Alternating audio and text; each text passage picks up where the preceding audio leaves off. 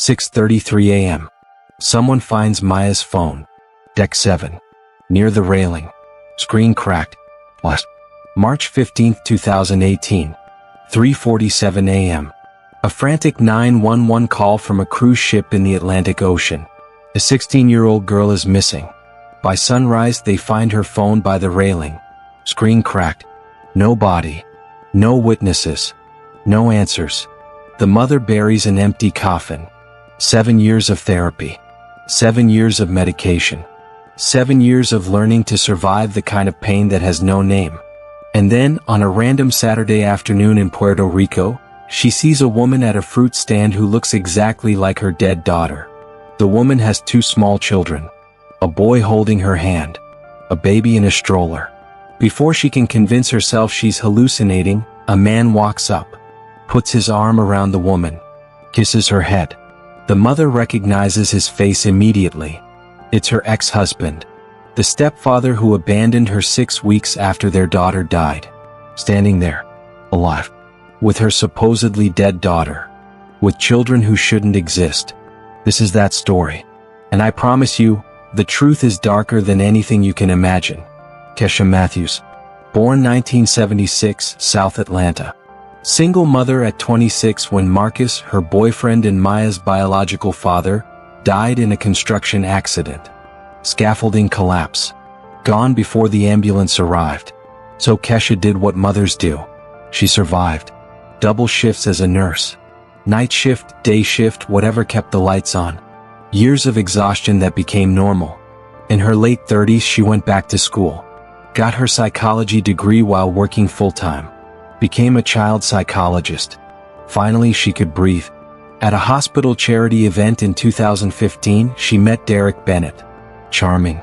Confident. Pharmaceutical sales. Made good money.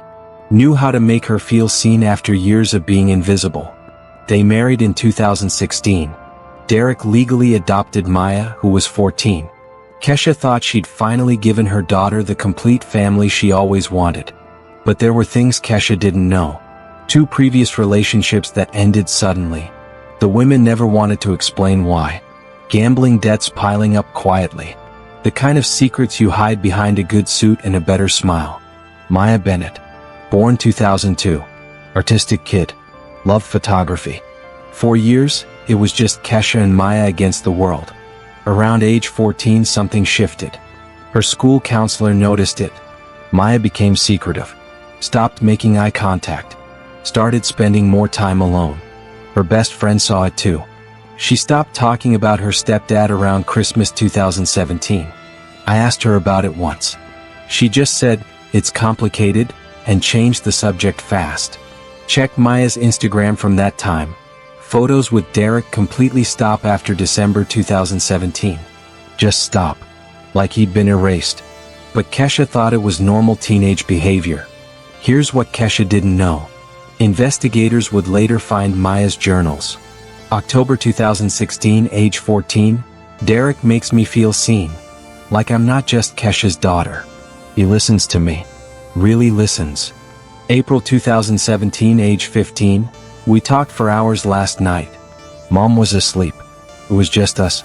For the first time, I felt like someone understood me. September 2017, Derek said he married the wrong woman. That mom doesn't understand him the way I do. He said he didn't know me yet when he married her. November 2017, he kissed me tonight. I know it's wrong, but it felt like the most right thing I've ever done. Classic grooming. Textbook predator behavior. Isolated her from friends. Made her feel special. Made her believe her mother was the obstacle. By late 2017, Derek was already planning their escape. January 2018, Derek pitched the idea. A family cruise. Caribbean. 10 days. Just the 3 of us. A chance to reconnect. Kesha's therapist friend later said, she was trying so hard to make it work. She thought one trip could fix everything. Derek handled everything. Booked the tickets. Chose the cabin. Picked the dates. March 8, 2018. The Carnival Destiny departs Miami. 7 decks. 3,000 passengers. Passengers describe them as normal. Just another family on vacation. But the cabin steward noticed something. The girl spent hours alone on the balcony. Morning, afternoon, evening. Always staring at the water. Like she was waiting for something. Day 4. March 11th. Port stop in Cozumel, Mexico. Kesha went on a shore excursion alone. When she returned, Maya wasn't where Derek said she'd be. His stories kept shifting. Small things. Easy to dismiss. But they didn't add up. Night of March 14th. The last family dinner. The waiter would never forget it. Nobody was talking. The girl looked terrified. She kept checking the exits. When her mother reached for her hand, she pulled away like she'd been burned. March 15, 2018. 2:47 a.m. Kesha wakes up. Something feels wrong. Maya's bed is empty. 2:51 a.m. She checks everywhere. Nothing. 3:03 a.m. She finds Derek in the hallway. Fully dressed. Says he's been looking for Maya. Kesha asks why he didn't wake her up first.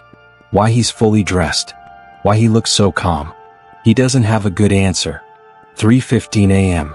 Ship security is alerted. 3:52 a.m. A passenger reports seeing something in the water. Maybe a person. Maybe nothing. Message sent at 2:14 a.m. to a disconnected number. 7:10 a.m. Derek is found sitting on the deck stairs. Head in hands. When security approaches, he says 5 words. She's gone. I couldn't stop her. No body was recovered. No witnesses. Just camera blind spots on deck 7. Derek's statement. Maya had been depressed since her grandmother died. She wouldn't let me help. I should have seen the signs. Within 48 hours, the case is classified. Accidental death, possible suicide. No evidence of foul play. Case closed. March 19th. Kesha returns to Atlanta with a death certificate for a body that was never found. March 24th. The memorial service. Empty casket. Kesha's sister Janelle remembers. Kesha collapsed on the ground and screamed like something was being ripped from her chest. She kept saying she's not in there, over and over. Derek was there. But people noticed something. Taking phone calls. Checking his watch. He seemed like he was waiting for something. April 2018. Kesha spiraled. Couldn't work. Couldn't sleep. Couldn't eat. Started medication. And through it all, Derek was pulling away. Here's what Kesha didn't know. April 10th. Derek opens a separate bank account. Starts separating finances. His co-workers noticed. He told me the marriage was over 3 weeks after the girl died. Said it was just a matter of time. May 2nd, 2018. Kesha comes home from therapy. Derek is in the living room. 2 suitcases packed. I can't do this anymore. Kesha begs. Gets on her knees. You're all I have left of her. Please don't leave me alone with this. Derek looks down at her. That's exactly the problem. I'm not a placeholder for your grief. I'm suffocating here. He walks out. 6 weeks after Maya died. May 15th. Divorce papers arrive. He waives all claims. Just wants out fast. By mid-June, Derek Bennett has vanished. No forwarding address. Disconnected phone. Gone. But here's what the police never followed up on. Phone records from the cruise. Multiple calls to an unknown number in the Bahamas starting March 12th. 5 calls that day alone. Bank transfers. March 12th. $5,000 wired to an offshore account. March 15th. The night Maya disappeared. 3 calls to that Bahamas number. The last call ended 13 minutes before Kesha woke up. Nobody investigated. Case was closed. Summer 2018. Kesha moves to a smaller apartment. Packs Maya's things. Can't throw them away. Can't look at them. She tries returning to work. Makes it 3 days. On day 4, a mother brings in her 16-year-old daughter. Kesha has a panic attack. Never goes back. July 2018. 2 a.m. phone call. Kesha's at Grady Memorial. She'd taken too many pills. I just wanted one night where I didn't see Maya's face. 72-hour psychiatric hold. Janelle moves in. September 2018. Kesha hires a private investigator. He works the case for 2 months. Every lead ends at a wall. Sometimes people just vanish. Sometimes the ocean doesn't give anything back. The years blur. 2019, 2020, 2021. March 17, 2019. Maya's 17th birthday. Kesha bakes a cake, sings to an empty room, then destroys the entire apartment. September 2019. Second hospitalization. Kesha stopped eating. Stopped everything. Another 72-hour hold. COVID hits. For Kesha, isolation is just Tuesday. She's been isolated for 2 years already. But something unexpected happens. Online grief communities. Trauma therapy through telehealth. Dr. Lisa Chen asks the question Kesha's been avoiding. What if you never get answers? Can you live with that? It takes 6 months to sit with that question. Small victories. She packs away some of Maya's clothes. Turns the second bedroom into an office. Returns to work full-time. Administrative job. Nothing to do with children. It's not a life. But it's not death either. Christmas 2021. Lowest point since the hospitalizations. Tracy and Janelle stage an intervention. You need to start living again. Therapy breakthrough. Kesha starts taking down photos. Not all. Just the shrine. Starts showing up to social events. Not enjoying them. But showing up. She tells Tracy, I don't think I'll ever be whole again. Maybe I can just learn to live with the whole. People notice something different. Not happiness, but presence. November 2023. Tracy and Janelle plan a trip. Puerto Rico. Just a long weekend. They invite Kesha. After hesitation, she says yes. November 18th. They land in San Juan. Kesha feels something she hasn't felt in years. The next day they explore Old San Juan. Artisan markets. Kesha thinks about how far she's come. She thinks maybe she's going to be okay. And then everything shatters. November 18th, 2023. 4:37 p.m. Kesha is in an open-air market. She sees a young woman at a fruit stand. 2 small children. Something familiar about her. Kesha walks closer. The woman turns. Time stops. The face is older. 23 instead of 16. But unmistakable. The birthmark on her neck. Crescent-shaped. Below her left ear. The walk. The hands. The eyes. It's Maya. Maya is holding a boy's hand. Maybe 4 years old. There's a baby in a stroller. Then a man approaches. Puts his arm around Maya's waist. Kisses her head. Derek. Kesha's knees buckle. She grabs a vendor table. And that's when Maya sees her. Their eyes meet. Recognition. Pure fear. Maya grabs Derek's arm. Whispers urgently. Derek's head snaps toward Kesha. For 1 second their eyes lock. Panic. Calculation. They start walking. Fast. Away. Into the crowd. Kesha tries to move. To scream. But her body won't cooperate. She stands frozen. Watching her dead daughter walk away. Alive. Janelle finds her 5 minutes later. Collapsed. Hyperventilating. I saw her. I saw Maya. November 19th. Morning. Kesha returns to the marketplace. Shows Maya's photo to vendors. The fruit vendor pauses. Maria? Nice girl. Comes here Tuesdays and Saturdays around 4 o'clock. Maria. Her name is Maria Rivera. November 23rd, Friday. Their flight leaves at 6 p.m. One last walk through the market. 3:47 p.m. Kesha sees them again. Derek. Maya. The children. Shopping like any normal family. This time, Kesha doesn't approach. She follows. They load groceries into a pickup truck. Kesha memorizes the plate. Takes a photo. She flags a taxi. Follow that truck. 20-minute drive. Into the hills. The truck parks at a yellow house. Kesha watches them unload. Watches them go inside.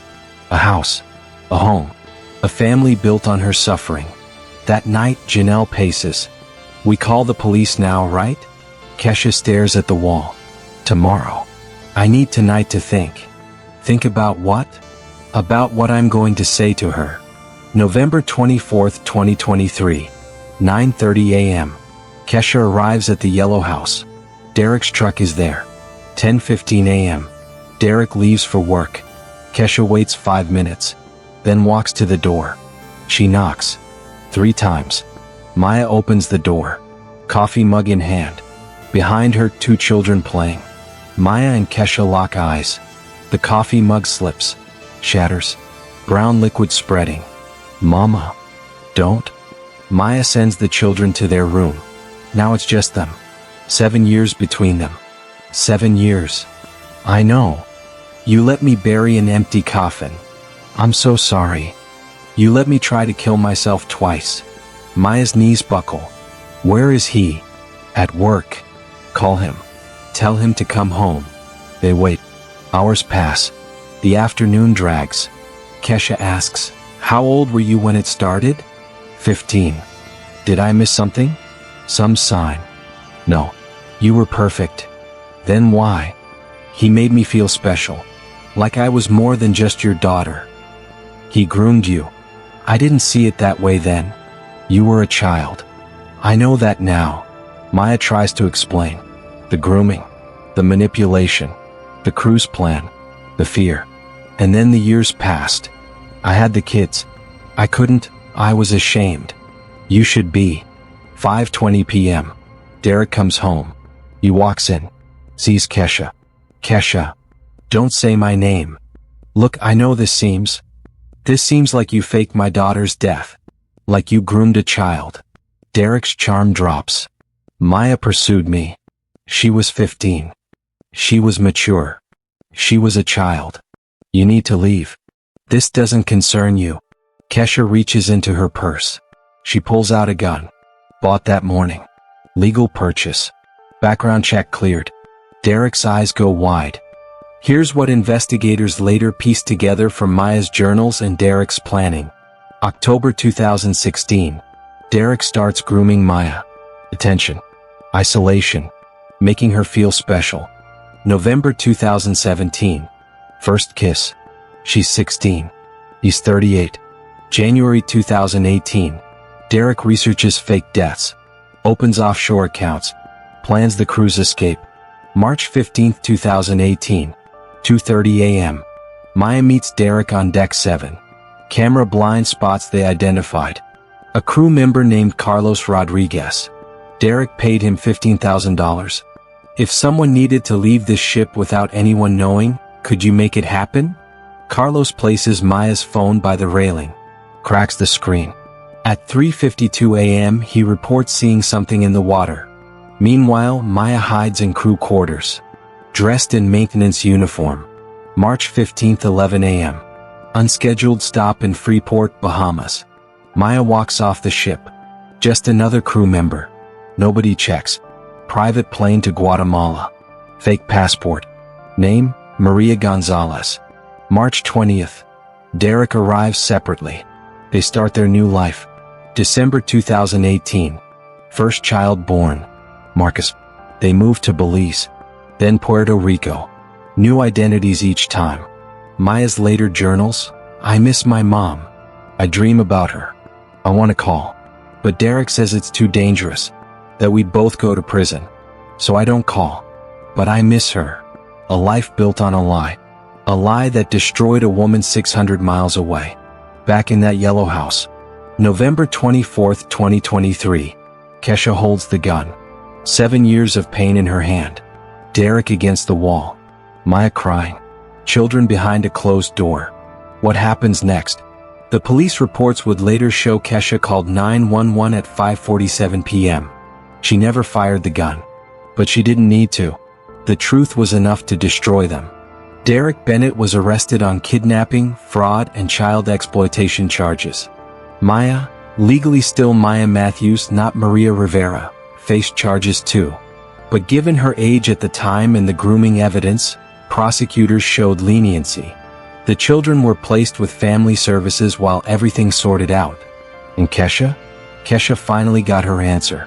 Not closure. Not healing. But truth. Sometimes that's all a mother can ask for. 7 years of grief. Built on a lie told by the person who should have protected her daughter. How does a mother survive that? How does she rebuild? The answer is, one day at a time. One breath at a time. One moment of choosing to keep living despite everything telling her to stop. Kesha Matthews is still healing, still fighting, still surviving. Because sometimes survival is the bravest thing you can do. If this story affected you, if you know someone who needs to hear it, share it. Because stories like this, they need to be told. They need to be heard. So that no other mother has to bury an empty coffin while her child is still alive.